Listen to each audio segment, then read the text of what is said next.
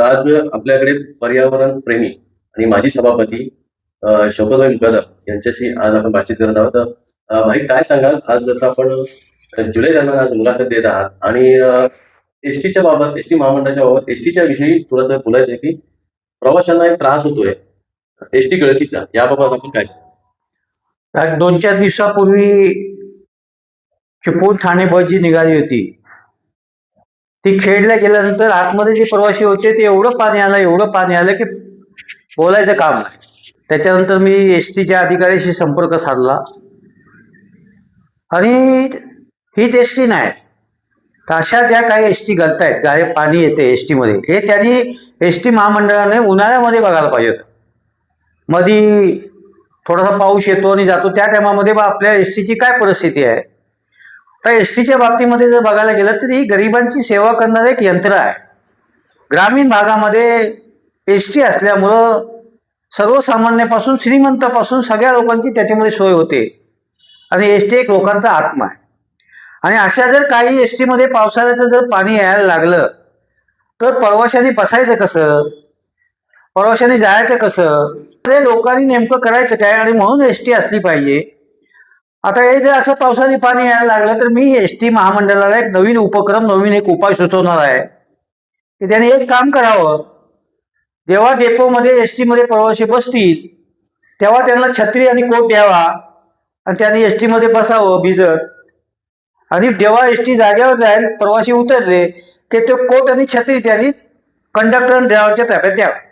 हे अशी उपाययोजना त्यांनी करावी अशी मी त्या डेपो मॅनेजरला सगळ्यांना विनंती करणार आहे. तर मला तुम्ही सांगा, आपण जर लोकांना व्यवस्था देत नाही आणि आपण म्हणतो एसटी फार्ममध्ये आली पाहिजे, एसटी चालली पाहिजे, त्या मंत्री खात्याचे सांगतात सगळ्यात, पण अशा जर लोक भिजायला लागले तर एसटीत बसतील कसे. त्यामुळं या छत्र्या आणि कोटाची व्यवस्था त्यांनी करावी अशी आमची मागणी आहे. आता कशेरी घाटाच्या बोगद्याच्या एंट्रीला जो डोंगर कोसळला, आता आज 7 तारीख आहे, आता 10, 15, 18 फूट तो रस्त्यावर आलेला आहे. सगळी वाहतूक ठप्प झालेली आहे आणि तो आता माती त्याची काढायची सुरुवात अजून झालेली नाही, आता ते काढतील. मला एकच सांगायचं आहे, आपण एखादं घर बांधतो किंवा एखादा रस्ता करतो किंवा एखादा पूल बांधतो तर त्याच्या आजूबाजूला कुठला धोका आहे, इथे काय करावं लागेल. एवढे मोठे तुम्ही जेसीपी लावलेत, पोकळ लावलेत आणि बोगदा निर्माण केला तर त्याच्या बाजूचा डोंगर लूज झालाय का, त्याच्यामध्ये त्याच्या उपाययोजना काय करायला लागेल. आता नशीब चांगले आहेत की तो बोगद्यामध्ये काही न होता बाहेरच्या बाजूला डोंगर खाली आला. आता हे जर बोगद्यामध्ये झालं असतं तर काय परिस्थिती झाली असती. तर हे इंजिनियर जे लोक आहेत त्यांनी काळजीपूर्वक काम केलं पाहिजे. अजूनही त्यांनी भविष्यात त्यांनी लक्ष दिलं पाहिजे. ते कचेरी घाटाचं झालं, परशुरामाच्या घाटातली तीच परिस्थिती आहे. परशुरामाच्या घाटामध्ये जाताना डाव्या बाजूला, मुंबईकडे जाताना डाव्या बाजूला जी भिंत बांधलेली आहे आणि त्या भिंतीमध्ये जे भराव केलं आहे त्याच्या खालच्या बाजूला पेड्यातली घरं आहेत. वरच्या बाजूला काय केलं त्यांनी पराक्रम, लोकांना दाखवण्यासाठी डोंगर खाली येऊ नये म्हणून जाळी मारली. ह्या जाळीचा उपयोग काही होत नाही. हा प्रयोग कोकण रेल्वेने केलेला होता. जर दरड कोसळली तर त्या जाळीमधून दरड खाली येते आणि जाळी जाते, जाळी राहत नाही. तर त्यामुळं त्यांनी त्या पद्धतीने सावंतवाडीच्या बाजूला जे भिंत उभ्या केलेल्या आहेत त्यांनी कुडाळ मालवणच्या साईडला, हे भले मोठे भिंत इमारतीच्या बाजूला अशा उभ्या करतात, अशा इमारतीच्या उंचीच्या लेवलच्या ज्या भिंत उभ्या केल्या तशा पद्धतीच्या भिंती उभ्या केल्या पाहिजेत. मुळात काय झालंय, कुंभारली घाट या, कशेरी घाट या, परशुराम घाट या, हे सगळे घाट आता धोक्याचे झालेले आहेत. त्यामुळे ह्याच्यावर सरकारने उपाययोजना काढली पाहिजे अशी आमची मागणी आहे. कोकणातल्या आमदारांनी या बाबतीमध्ये आवाज उठवलेला आहे, पण तुम्हाला माहिती आहे की कोकणातला प्रश्न असलो की जरा हात आकडतात, पण हे हात आकडतं घेऊन सरकारने लोकांच्या जीवाशी खेळू नये अशी आमची प्रामाणिक इच्छा आहे. हे सगळे घाटमुक्त केले पाहिजे असं माझं मत आहे. हे कायम चालू राहणार. दगडी कोसळले, दगडी येणे, तर ते नवीन पद्धतीच्या, नवीन टेक्नॉलॉजीचे जे पूल बांधले जातात त्या पद्धतीचे जे पूल कोकणामध्ये बांधले गेले तर ते जे सगळं ते दरडी बिरडी जे आहेत, पावसाचं मार्ग, पाण्याचा मार्ग बदललेला आहे. तुम्हाला मी चिपळूणचं एक उदाहरण सांगतो. आता जर इथले आमदार शेखर निकम यांनी शंकरवाडीमध्ये जर नलावडे बंधारा जर बांधला नसता तर पूर्ण पाणी ते शंकरवाडीमध्ये आलं असतं. आणि असे बंधारे बांधण्याची आवश्यकता आहे.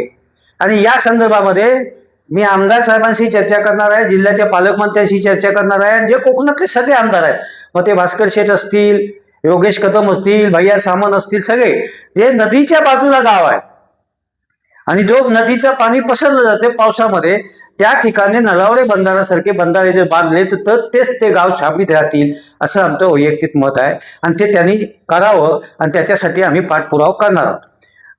आता चिपळूण मधलाच एक प्रश्न आहे की श्री स्वामी समर्थ मठ आंबडस हा जो परिसर आहे इथे कधीच पाणी साचलेला आपण पाहिलं नव्हतं, पण आजच्या स्टेजला बघाल तर खूप सारं पाणी साचलंय, जवळजवळ 5-6 फूट पाणी घुसतंय. तर यावर आपण काय तुमच्या त्या आंबडच्या मठाच्या तिथे मी काल 4 वाजता जाऊन आलो पालीच्या पुलावरनं. पालीचा पूल ही धोकादायक आहे. आता तिथं कधी त्या आंबडच्या मठाचं पाणीच येत नाही. ह्याच्या आधी कधी पाणी आलेलं नाही, एक थेंब आलेलं नाही पाणी. मग मी सुरुवातीला ते सांगितलं, पाण्याचे प्रवाह बदलले गेलेले आहेत.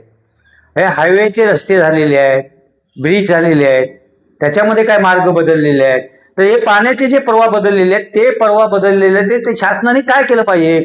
आत्ताच्या यंदाच्या पावसामध्ये पाणी कुठल्या बाजूने जाते आणि त्याच्यावर काय उपाययोजना केली पाहिजे, त्या दृष्टिकोनातून शासनाने प्रयत्न केले पाहिजे. चिपळूणचं सांगायचं झालं तर चिपळूणचे प्रांत अधिकारी यांनी काल बघितलं मी की त्यांनी प्रत्येक पुलावर जाऊन प्रत्येक ठिकाणी जाऊन काही गावामध्ये जाऊन पाहणी केली.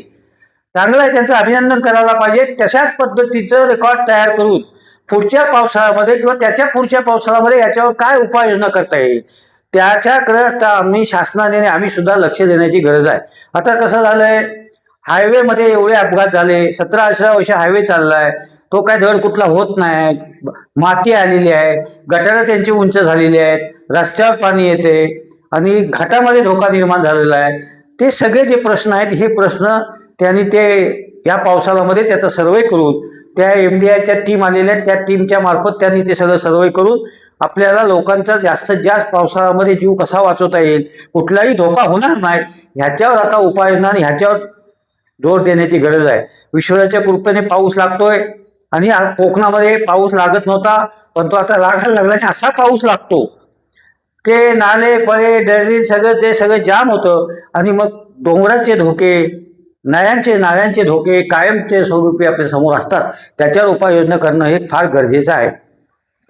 त्याचबरोबर हायवेच्या बाबतीमध्ये जर म्हणायचं झालं तर बाकीकडचे हायवे झाले, नाशिक झाले, अकोला झाले, सगळ्या ठिकाणचे हायवे टाकाटक होत आहेत, गाड्या जात आहेत. मग इथे आमच्या कोकणातच काय झालंय, 17-18 वर्ष झाली तरी सुद्धा अजून कुठं पूल बांधताय, कुठे काय कशाचा पत्ता नाही, काय नाही, त्यांच्यावर कुणाचं नियंत्रण नाही, कोण बघत नाही. अगदी तुम्ही मुंबईपासून गोव्यापर्यंत गेलेत तर त्यांनी काय केलेलं नाही. 50-60 किलोमीटरवर त्यांनी एक शौचालय बांधतो म्हणून आम्हाला सांगितलं. हायवेमध्ये हॉटेलं गेली, दुकानं गेली, प्रवाशांची गैरसोय होते. एक शौचालय त्यांनी कुठं उभं केले काय दाखवा. आता शौचालयाच्या आधी टोल उभे केले, टोल घेत नाही आणि घेऊन देणार नाही, काय संबंध येत नाही. जागा आमची, जमीन आमची, पैसा आमचा, तुम्हाला कसला टोल द्यायचा आहे.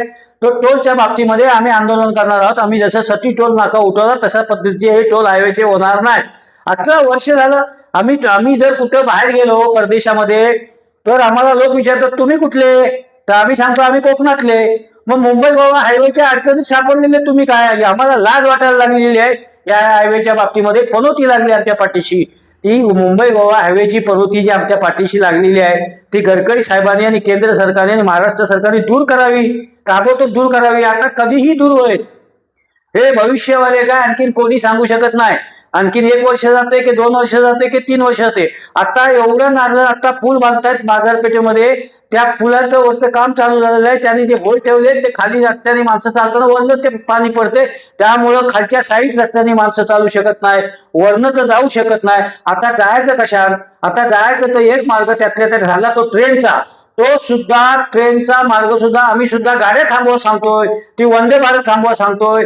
चिपळूण दादर पॅसेंजर गाडीची मागणी किती वर्ष करतोय, ते रेल्वेवाले सुद्धा आमच्याकडे लक्ष देत नाही. आम्हाला आंदोलन करायला लागतंय. म्हणजे संपूर्ण महाराष्ट्रामध्ये कोकण हे संकटामध्ये आहे, ही गोष्ट नाकारून चालणार नाही. म्हणजे आमचे दुर्दैव आहेत काय, तर जे कोण मंत्री असतील, खासदार असतील, आमदार असतील, या सगळ्या कोकणातल्या लोकांनी उठाव करावा आणि या कोकणातल्या माणसाला सोयीने कसं जगता येईल, सोयीने कसा प्रवास करता येईल, या दृष्टिकोनातून त्यांनी त्याच्याकडे लक्ष द्यावं अशी आमची विनंती आहे. आणखी एक प्रश्न विचारतो तुम्हाला की 10वी असो 12वी असो, कोकणातील 12वीचा 10वीचा रिझल्ट उच्चांक असतो निकाल विद्यार्थ्यांचा, म्हणजे एवढी हुशार मुलं आपल्याला आहेत कोकणात. मग उच्चस्तरीय जागेवरती अशा मुलांना भविष्यात प्राधान्य देऊन त्यांना उपयुक्त का नाही करून घेत? आम्ही कमी कुठे जातो, आम्ही कुठेतरी कमी पडतोय, ती गोष्ट आम्हाला मान्यच करावी लागेल. तरुणांच्या नोकरीच्या बाबतीमध्ये ज्या पद्धतीने उठाव करायला पाहिजे त्या पद्धतीने आम्ही उठाव करत नाही. हे रेल्वेच्या मागच्या भरतीमध्ये, रेल्वेची भरती कोकण रेल्वेमध्ये आली, भरती घेणार होते भुसावळमध्ये. काय संबंध येतो? मी बॉम्ब मारल्यानंतर ते बंद केलं. आणि आता कुठल्या भागाशी, कुठल्या जातीशी, कुठल्या काशाशी आमचा वाद नाही आहे. आमच्या इथे कर्मचारी जिल्ह्यामध्ये, रत्नागिरी जिल्ह्यामध्ये जर विषय झाला तर रत्नागिरी जिल्ह्यामध्ये काम करणारे जे लोक आहेत, मग तलाठी असो, ग्रामसेवक असो, कुठलेही लोक असो, हे कोकणातले ह्याच्यामध्ये किती आहेत, बाहेरचे आहेत त्याच्याबद्दल आमची तक्रार नाही, ते असायलाच पाहिजे, ते आमचेच आहेत. पण कोकणातले किती आहेत या बाबतीत आम्ही किती वेळ आवाज उठवला? या सगळ्या अडचणीच्या गोष्टी. परवा एक मी मुद्दा मांडला, ते मुलाचा जन्म झाल्यानंतर ग्रामपंचायतीमध्ये नोंद घालायला गेल्यानंतर त्याच्या जातीची नोंद झाली पाहिजे. प्राथमिक शाळेमध्ये नोंद घालायला गेल्यानंतर जातीची नोंद होते, आणि ग्रामपंचायतीमध्ये नोंद घाल्यानंतर जातीच्या नोंदीचा कॉलम नाही. आणि मग त्याला, त्या पालकाला काय करावं लागतं, त्याला परत त्या जात पडताळणी किंवा जातीचा दाखला काढण्यासाठी मग ते अफिडेव्हिट करा, मग ते तिकीट लावा, मग ते खेडेगावात खेपा घाला. जर ग्रामपंचायती किंवा नगर परिषदेच्या जातीच्या नोंदीवर तिथे जर जातीचा उल्लेख केला गेला तर पुढचं काही पद्धतीचं अडचण येणार नाही, तेव्हा ते शासनाने त्याच्यामध्ये तो कॉलम आणावा, अशा पद्धतीचा. आता शिक्षणाचं तुम्ही बोललेत, आमची मुलं शिकतायत, शिकलेली बेकार आहेत, घरामध्ये आहेत. आता मी तुम्हाला अनेक नावं सांगीन की BA BCom झाले, त्यांनी 4-4 म्हशी घेतल्यात बिचाऱ्याने, ते हॉटेलला दूध घालतायत. काय त्यांचा दोष आहे? त्यांना आम्ही नोकरी देऊ शकत नाही, हा आमचा दोष आहे. आम्ही सगळ्यांना 100% नोकऱ्या देऊ शकत नाही, हे आम्ही मान्य करतो. उद्योग व्यवसाय करायचा झाला तर आमच्याकडे जागा नाही. आमच्याकडे एक क्षेत्र आहे, ते 7-12च्या 10 नावं, त्याच्यामध्ये आमच्या जागा नाही. आम्हाला MIDC मध्ये प्लॉट नाही, ज्या कंपन्या आहेत त्या बंद आहेत. त्या सगळ्या अडचणीमध्ये तरुणांपासून सगळे लोक जे कोकणातल्या संकटामध्ये सापडलेले आहेत. मी कुणावरही टीका करत नाही, तर सरकारने कोकणाकडे अधिक लक्ष द्यावं, जसं तुम्ही इतर राज्याकडे देतात तसे. आता आम्ही भरपाई द्या म्हणून सांगितलं, कोकणातल्या काही आमदारांनी आवाज उठवला, अजूनही त्याची प्रोसिजर चालू झालेली नाही. किंवा आंब्याच्या नुकसानीची भरपाई जी झाली, नुकसान झालेलं आहे, त्याची भरपाई आत्ता दिली पाहिजे, आत्ता त्याला भरणी करायची असते, खत घालायचं असतं. अशा पद्धतीने अधिवेशनमध्ये कोकणातल्या आमदारांनी आवाज उठवलेला आहे. तर लवकरात लवकर ती भरपाई मिळेल अशी आमची अपेक्षा आहे. आणि आम्ही काय भेदभाव करत नाही, पण इतर राज्यापेक्षा आम्ही मागं आहोत, हे आम्हाला गोष्ट मान्य करावी लागेल. जेथे जे बस स्टॉप आहे, जी सार्वजनिक जागा आहे, त्या ठिकाणी हिरकणी कक्ष असणं गरजेचं आहे. तर यावर आपण काय? बघा, चिपळूण तर आहेत, पण रत्नागिरी जिल्हा आणि कोकण हा डोंगरी विकास भाग आहे. खेडेगावामध्ये शहरातून एसट्या जातात. चिपळूणचं उदाहरण धरलं तर तुम्ही भातदुशेक नाका आहे, खेरडी आहे, स्टॉप आहे, कळंबस्ते आहे, फरशी जिथं आहे, हे आहे. इथं हिरकणी कक्ष नाही. त्यामुळं महिला भगिनीपासून तिथं लहान बालांची फार मोठी अडचण होते. शौचालय नाहीतच, ते भातुशेक नाक्याला एवढी अडचण आहे. आम्ही किती दिवस बोंब मारतोय की जे असे जे काही स्टॉप आहेत त्या ठिकाणी हिरकणी कक्ष हे असले पाहिजेत, ते शासनाने केले पाहिजेत, अशी आमची मागणी आहे. पूर्वीपासूनचीच आमची मागणी आहे. आता स्टॉप हे हायवे झाल्यामुळं संपूर्ण रस्त्याचा मार्ग बदलला आहे. कुठं उंच झालाय, कुठं खालून गाडी जाते, कुठं वरून गाडी जाते, गाडी जाते वरून. स्टॉपला माणसं उभी राहतात साईड रोडला, पण तिथं काहीतरी स्टॉप बांधून, तिथं हिरकणी कक्ष बांधून, तिथं थोडंसं शौचालय बांधून, अशा पद्धतीची प्रवाशांची व्यवस्था झाली पाहिजे, अशी आमची मागणी.